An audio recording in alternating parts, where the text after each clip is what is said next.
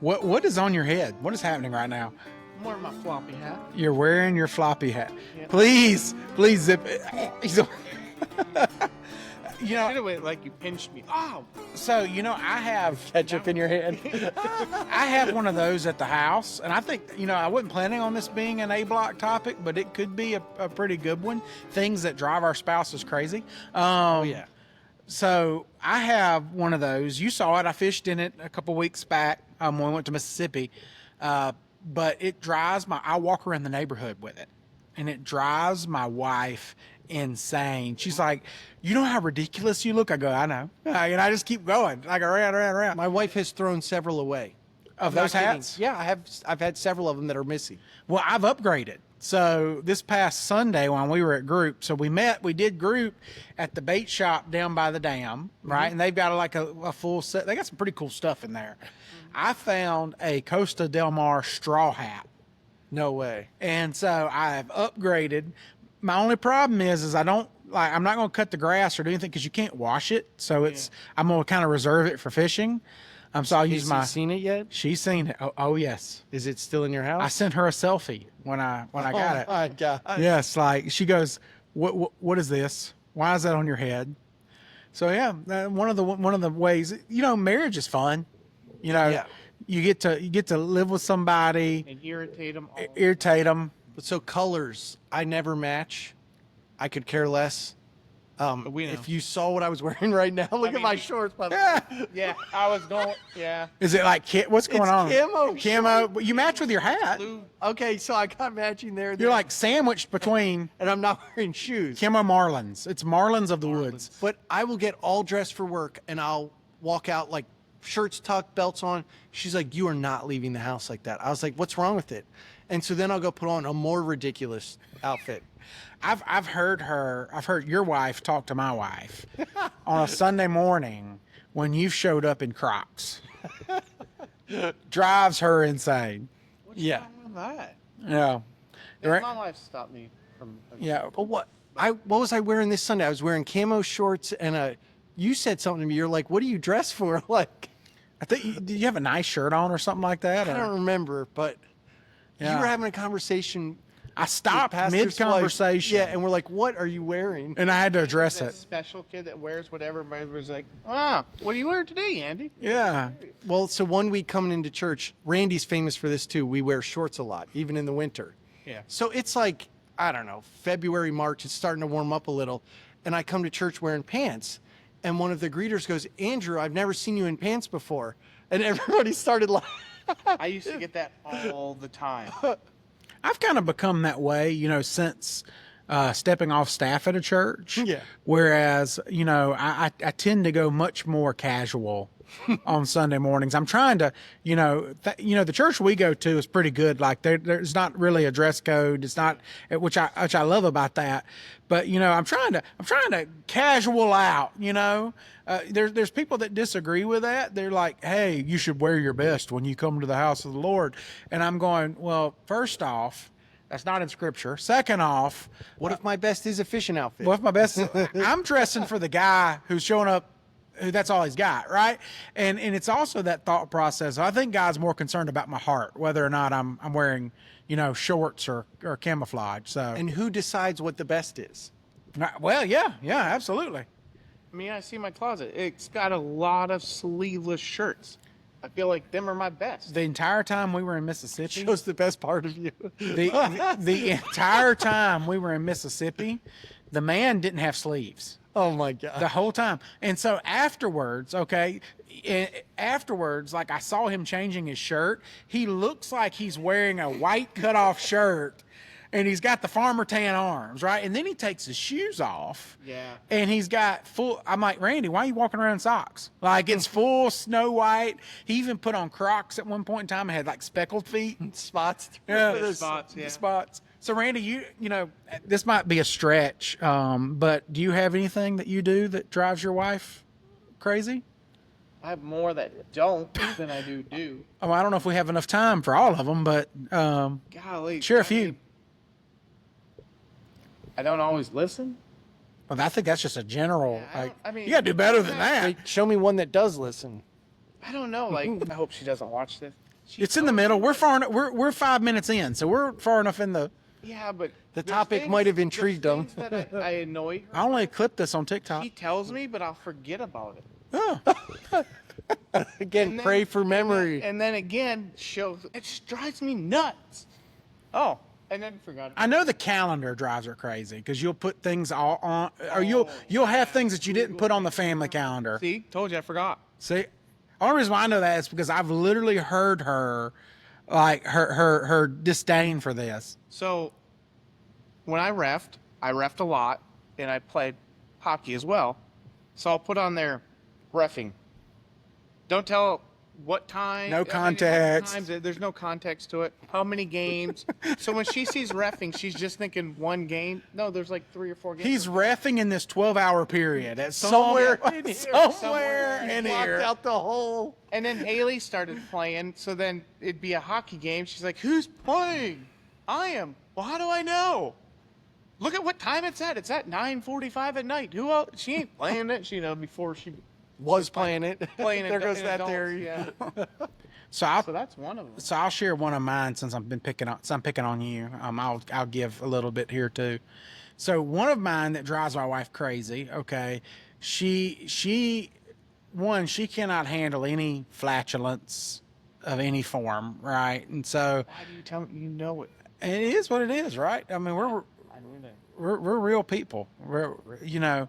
We got real gas. And the Some more than others. some more than others. So she can't handle burping or any of that kind of stuff, right? So that drives her. That's one. But when we first got married, I've gotten so better at this now. I think when we first got married, I grew up in I didn't have any sisters.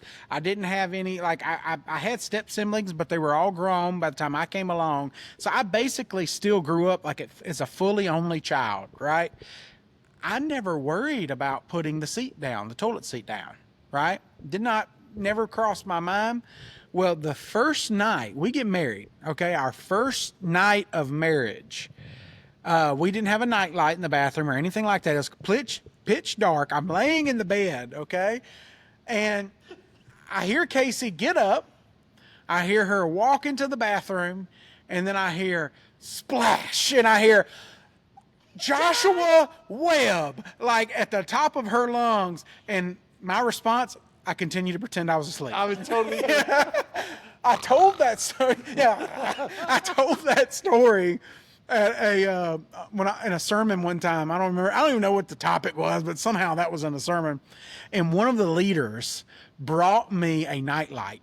Like the next week, she goes, "Here, this will help you," and brought me a nightlight to stick in our bathroom. And so now, from that day, I don't know if that's what started this, but from now on, like there's one of those like photo lens nightlights in our bathroom.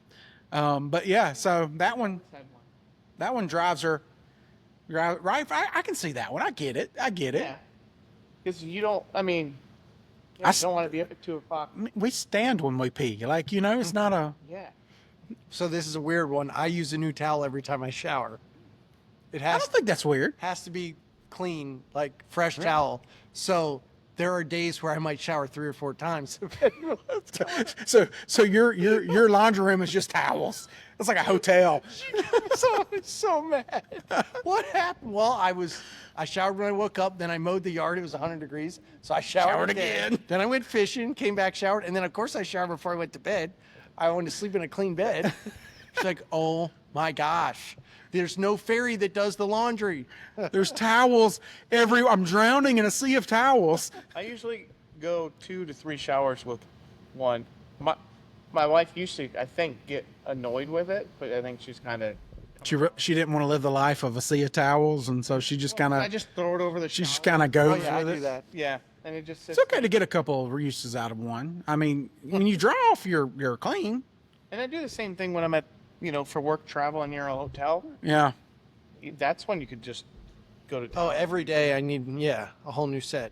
My wife also doesn't care if, like, you ever blow your nose in the shower? Like, I've done that a couple times. As in a couple times, like probably daily, and Every time. every time, couple of every times. That drives her a little bananas too. Oh, Yeah, that's a new one. yeah. Yeah, the thing is, I mean, hey, marriage is fun. There's so many things that you learn. It teaches you one, to work on your selfishness. I didn't realize how selfish I was until I got married. Because why do I get mad about the thermostat? Thermostat, like I never cared about it prior. Like why do I care about it now? And I understand the whole, that you see all the jokes about dads like walking through the house, like our house at night. And this is one of the things my wife does. It could double as a runway. Like you ever seen like the National Lampoon's like Christmas thing when he plugs it in and like all the lights come on and like the neighbor falls off something because it blinds him? Like that's my house on a daily basis because my wife, she knows how to turn them all on, but I don't know if she knows how to turn them all like off. Like when she leaves a room, she leaves every light in it like on and burning. And I go, you're not even in this room anymore. Like, why do you need so many lights? So do you ever fight over the TV show? Oh, yes. So, I mean, I come home, the first thing we fight for the remote right away. The scramble. I've been in the shower with the remote. And so she can't find it. You ever seen like one of those phone holders? I do not want to watch one of those waterproof shows. ones?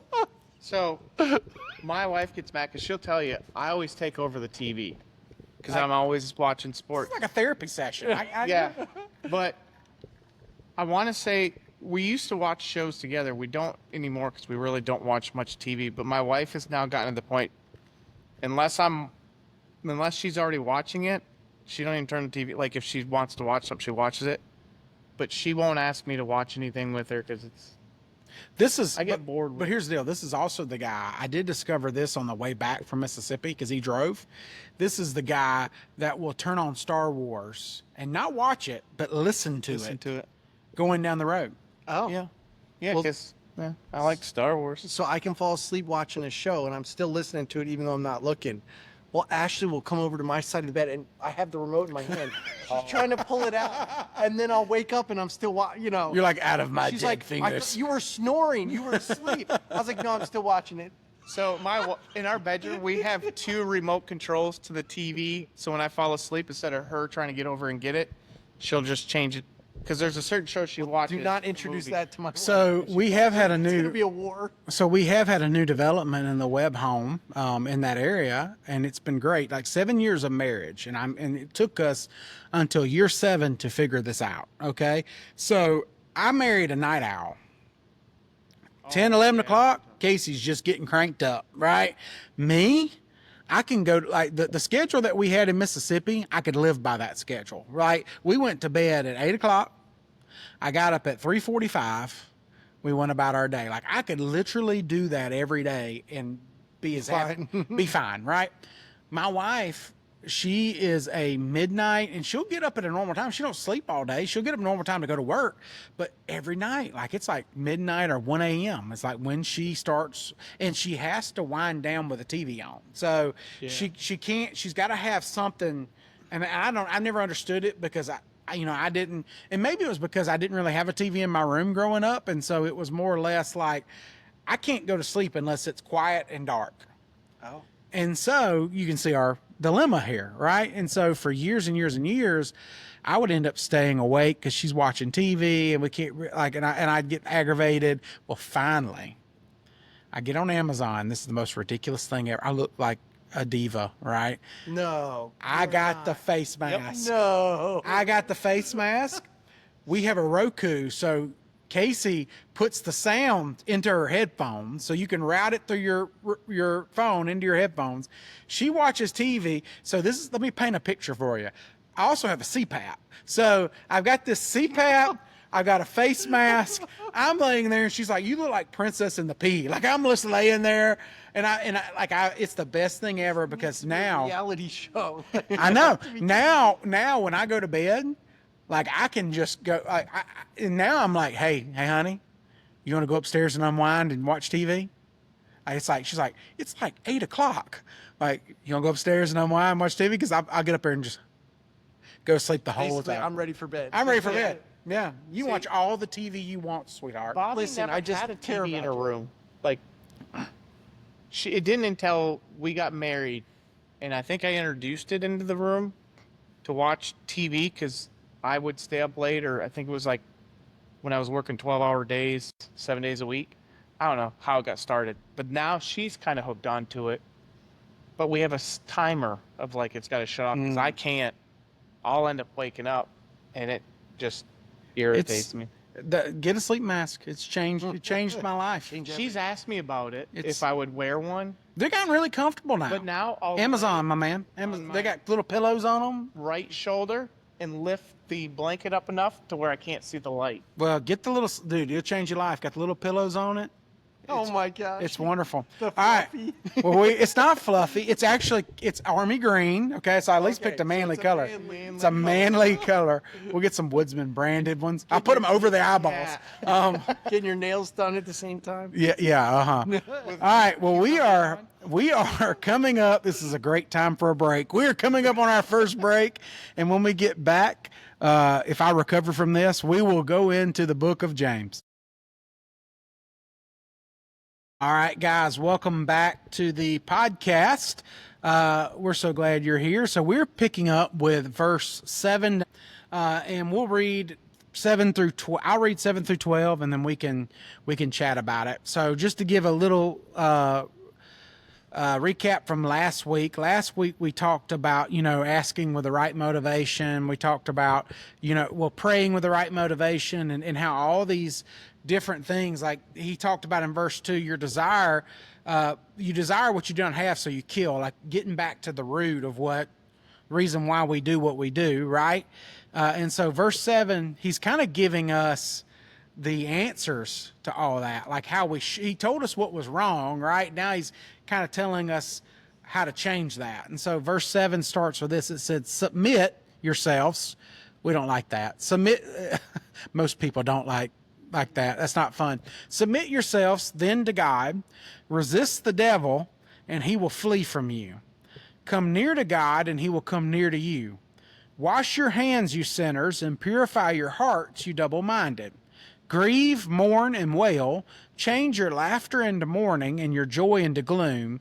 Humble yourselves before the Lord, and he will lift you up. Brothers and sisters, don't slander one another. Anyone who speaks against a brother or sister or judges them and speaks against the law and judges it. When you judge the law, you're not keeping it, but sitting in judgment on it. There's only one lawgiver and judge, the one who's able to save and destroy. But you, who are you to judge your neighbor? So he wrote this letter to him, and this is not exactly a what you probably, this is not exactly the pat on the back kind of No, Definitely not. Conversation, right? It's a straightforward what you need to do, and I'm trying to find the right word to say. It's a gut punch. It's a gut punch. Yeah, You're welcome. yeah. He's not pulling any punches here, right? The thing is, you think about verse 7, I hear so many people quote that verse, right? But they only quote half of it. It's always, if you resist the devil, he'll flee from you. But we must also submit yourselves. You missed the first half of that whole verse, right? Like, it's not just about resisting him. You're not just sitting in a corner going, I'm not going to look at you. I'm like, you're not just like sticking your face in the sand, hiding from him. No, you're submitting yourselves to God. Like, that's where your source of power comes from. Mm-hmm. Yep. Like he talks about in his word, he says, I'll give you an out to every sin, right? I'm going to give you an off ramp. I can't remember where that is. Is that I think it might be in the gospel somewhere. I'm not sure. Well, someone comment on the video and tell us, but it's in there. But he says, hey, submit yourself to God, resist the devil, and he'll flee from you. The key word here is submit. And in our society, I heard someone say this once. I thought it was really good. And they said that, most of the time people don't have a problem with Jesus when you say Jesus is love or Jesus is grace or Jesus says love your neighbor or Jesus said right? Like most people don't have a problem with that, right? But when you start saying Jesus is God, that's when people start having issues with that, because when you say he's God, that implies that we're indebted to him. right? Like if you got a creator, the creation is indebted to the creator. And I know that's a very unpopular thing to say, but it's reality, right? Like, and so when this whole deal with Christianity is having that realization that Jesus is Lord and making him the Lord of your life. It's not a magical prayer. It's you acknowledging him who he is and saying, hey, I'm going to give up my desires and follow you. Like what I want, my dreams for my life, I'm going to set those aside and I'm going to follow you and make you the God of my life. That means you're the boss. And we don't necessarily like that. No, philosophically, we're taught to go take what we want. It's ours, right? There's things that we're taught as we grow up. I mean, whether you have siblings or parents, whatever it is, like you got to go get yours, right? And you need to control your own life, your own destiny. And these are the steps that you can take to do it. Nowhere in there do they say submit yourself to the Lord and let him provide. And that's really the key to it all. Right. And that's the thing is that this is not a popular message. No, it's a hard one. It's a hard message. And let me encourage you, if you're struggling with this, like that's a daily message, right? Like, yes, there was a time, the one time that I fully submitted to God, and that was the day that I got saved, right? But since then, I've had daily versions of that, right? And have I got it right all the time? Absolutely not. But from now until the rest of my life, until Jesus until I go see him, either he comes back or I'm going to die on this earth and I'm going to go see him, right? Until then, every day it's going to be me submitting different desires or things like, go back to that first passage where he talked about, hey, what causes fights and quarrels among you back in the first one, right?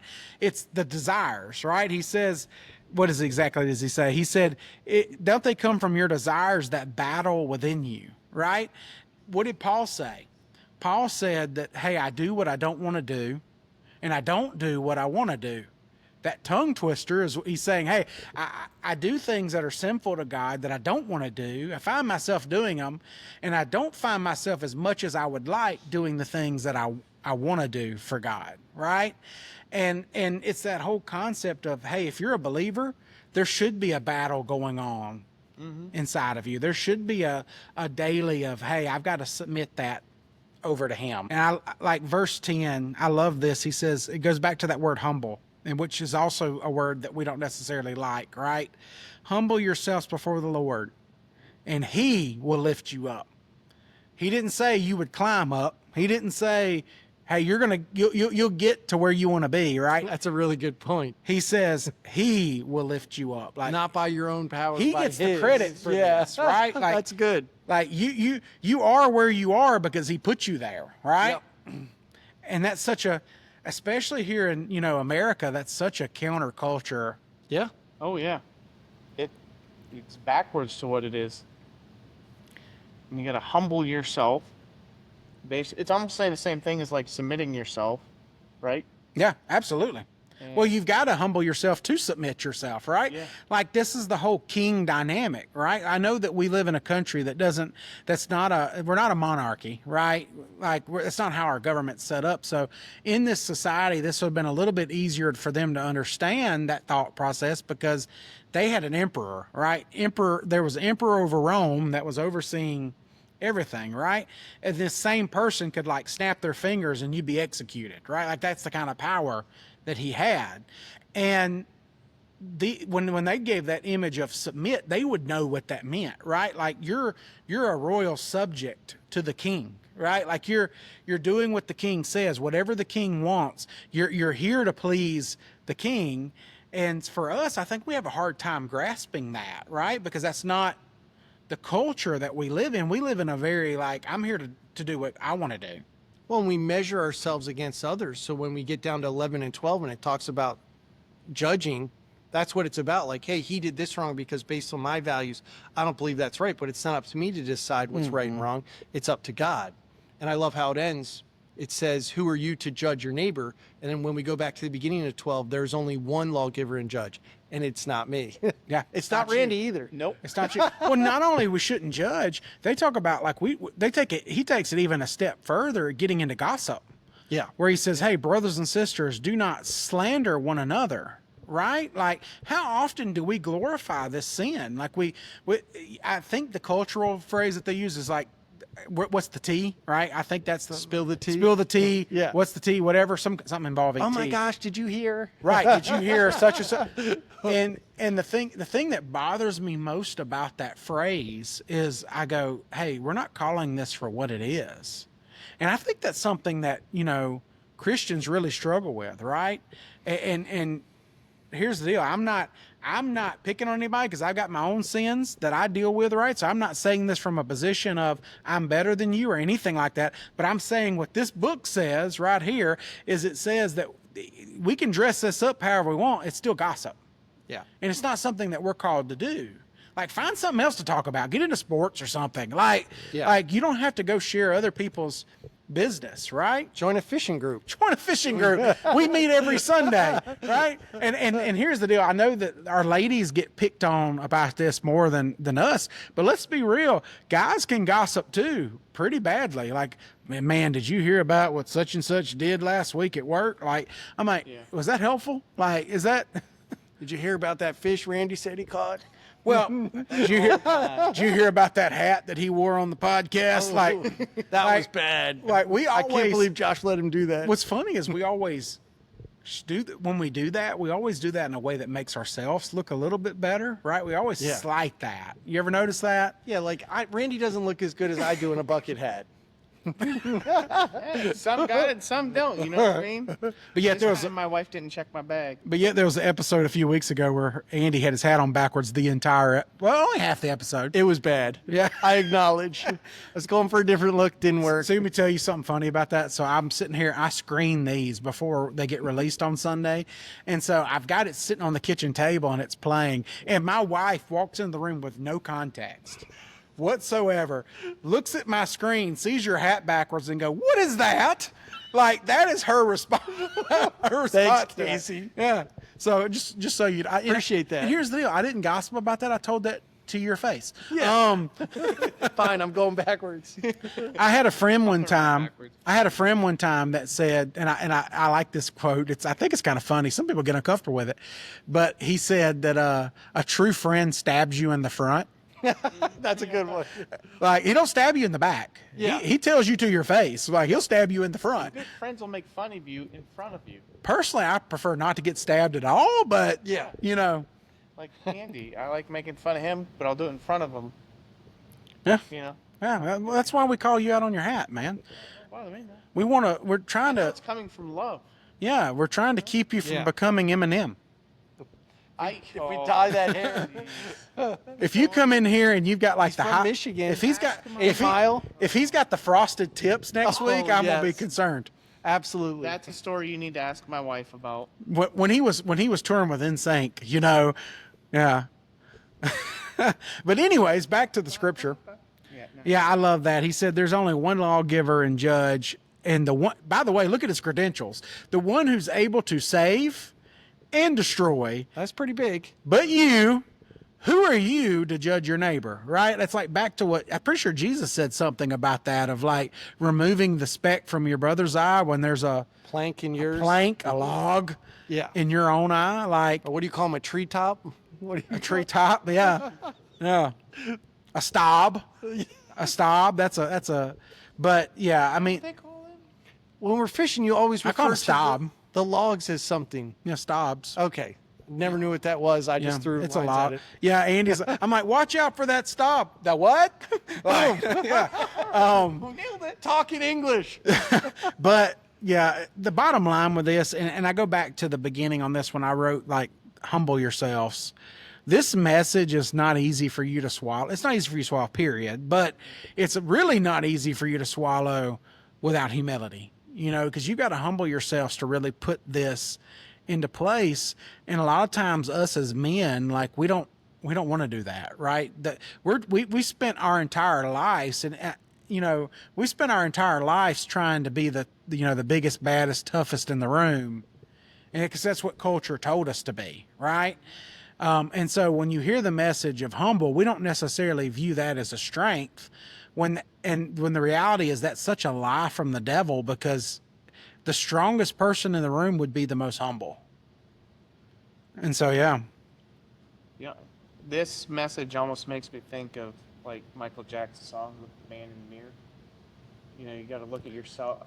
You're both laughing. I can't take you seriously while you're telling me Michael Jackson with that hat on, but please Without proceed. a glove on. Please proceed. You used to have to love, but you know, you almost in humble yourself. You almost got to look at yourself because, like, if you're gonna talk about somebody, you know, look at the mirror. Look in the mirror. What have you done that's so perfect? Yeah. If you want to talk bad about somebody, so Well, Jesus says in the Gospels, he said that, you know, whatever measure that you judge a person, you will be judged by that same measure, right? And my thought process is on that as, man, I don't want to be, I don't want to be judged harshly. So like, I'll speak truth. And that's not what we're talking about, right? We're not talking about not calling what's right and what's wrong, because in that situation, this book is doing the judging and not me, right? So I'll point that out. But as far as me passing judgment on you and your standing with God, as far as that goes, like I don't want to be held to that same standard. You know what I mean? Like I am flawed, and I'm not going. And what he's talking about in that passage is when you judge someone to a position where you're raising yourself up, right? Because that's what the Pharisees did. Like they would talk about all the good things that they were doing.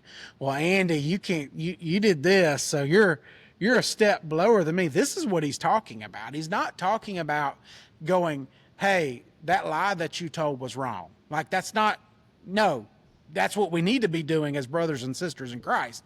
Like we're not called to just keep our lips zipped and not speak truth to people. But I should never do that in a way that elevates me. Yeah. And so we are about out of time. And so when we come back next week, we will pick up with verse 13, and that's getting into even more. We're gonna be on humility for a little while here, because I think this whole chapter's on it, where he's talking about, you know, looking at today and tomorrow, and I'll go do this and I'll go do that, and God's like, hey, you're a mist. And so when we get back, we will talk about that. So we will see you next week. Peace. Thanks for listening to the Words with Woodsman podcast. If you enjoyed this episode, be sure to follow us on Apple Podcasts, Spotify, or wherever you listen. And if you're watching on YouTube, hit that like button, subscribe, and turn on notifications so you never miss a new episode. We'll see you next time.